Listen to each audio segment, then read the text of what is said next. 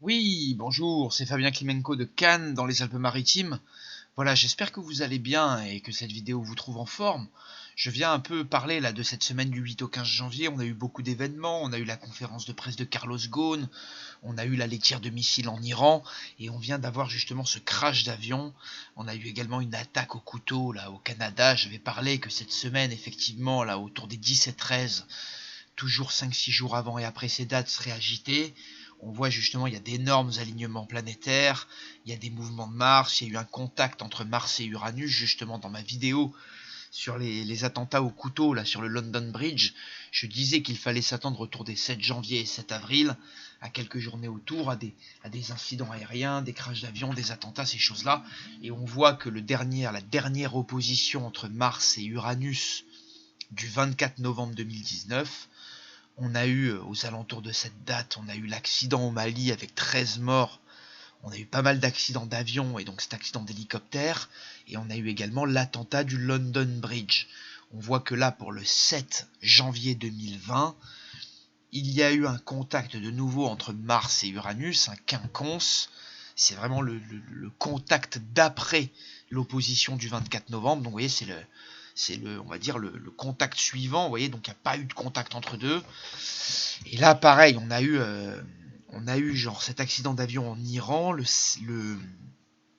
7. Là, il y a eu apparemment un accident, un moniteur de ski sur une descente d'hélicoptère serait tué aussi. Et on a cette attaque apparemment en Ottawa d'un jeune qui a tiré sur des passants. Voilà, au Canada. Donc vous voyez bien qu'à chaque fois on a des attentats, des accidents aériens à peu près aux mêmes dates, souvent sous des aspects Mars-Uranus. Là, en plus du Mars-Uranus du 7 janvier, on a, on a le 10, on a la pleine lune. On a également une conjonction Soleil-Mercure, un alignement entre Soleil et Mercure. On a également Uranus qui repart en marche directe. Et le 12, on a Saturne-Pluton avec Mercure, dis donc. Et le 13, on a Mercure, Saturne, Pluton de mémoire. Voilà, sachant qu'on a également Vénus qui rentre en Poisson. Et les 16, 20, 24, on a rentré de Mercure, Soleil et la nouvelle lune en Verseau. Donc il y a tout qui arrive en Verseau. Et il va y avoir une fantastique libération d'énergie. D'autant plus qu'à partir du 10, on est sur la phase décroissante de la lune. Et souvent, quand il y a des alignements planétaires comme ça et des pleines lunes, qui est aussi une éclipse très bouillante, il va y avoir une grosse, ce que j'appelle redescente de pleine lune. Ça veut dire que les jours après la pleine lune, il faut toujours faire attention au conflit avec autrui. Donc des 10 au 13, particulièrement, vu que vous voyez, on arrive en phase décroissante le 10, on rentre dans la phase décroissante le 10, jusqu'au 24 d'ailleurs. Et vous voyez, ces 2 semaines peuvent être particulièrement agitées, il peut y avoir pas mal de libération d'énergie, surtout là du 10 au 15, et particulièrement les quelques jours après la pleine lune du 10. Donc c'est vrai que là, les 10 au 13, il faudra voilà, surveiller vos humeurs, spécialement si vous êtes deuxième ou troisième décan d'un des signes cardinaux, si vous êtes premier décan d'un signe mutable ou premier décan d'un signe fixe. Voilà, c'est vrai que particulièrement vous devriez faire attention là. C'est vrai que tous ces signes vont être un peu attaqués. Donc pour revenir, hein, vraiment les fins de deuxième décan et début des troisième décans des signes cardinaux, donc tout ce qui est tous les béliers, cancer, balance et capricorne. Alors dans une moindre mesure, on va dire, dans une vraiment moindre mesure, ce seront donc, excusez-moi, dans une moindre mesure, ce seront certains Gémeaux et Lion des mêmes décans. Les signes fixes des premiers décans devraient faire également très attention. Je pense donc à tous les taureaux, lions, scorpions, verseaux, vraiment du premier décan.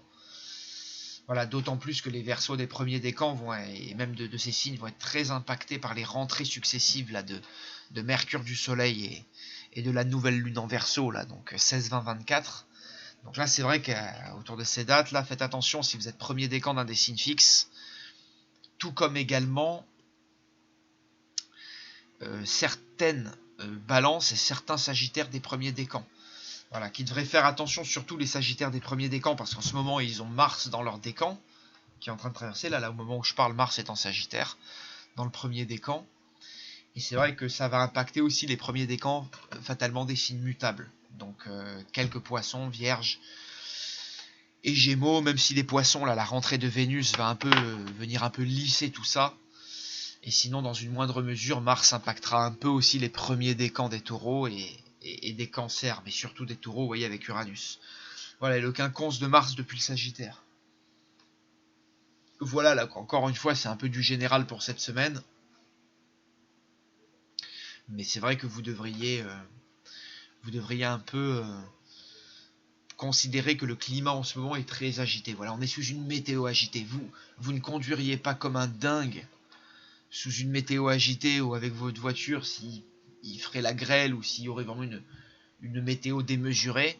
Vous ne prendriez peut-être pas le volant ou vous conduirez d'une certaine manière.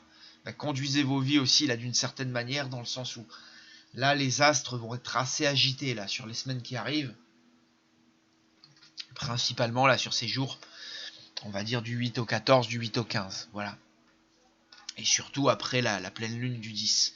Et on voit déjà là, j'ai fait beaucoup d'annonces autour, on va dire, un peu avant la pleine lune, en disant que ces journées, la dama planétaire, là, du 27 au 15, on verrait de grands mouvements, là, du 27 décembre au 15 janvier, on verrait de grandes choses arriver médiatiquement, que voilà, souvent sur ces concentrations, il y a des catastrophes, il y a des problèmes, et là, il y a pas mal de choses qui arrivent en lumière. Il y a eu Donald Trump avec l'Iran, il y a eu la mort du général iranien, et ensuite, il y a eu toutes ces répliques, et...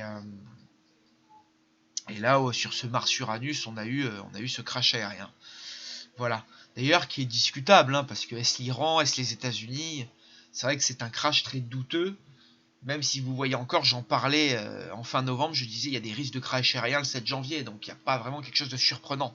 Ça pourrait être malheureusement faute à pas de chance et faute à cet aspect Mars-Uranus, et pas forcément vous voyez, un attentat iranien ou un attentat venant des États-Unis pour faire que tout arrive un peu au mauvais moment pour l'Iran là. Voilà. Allez, portez-vous bien et je vous remercie pour votre attention et on se reparle bientôt.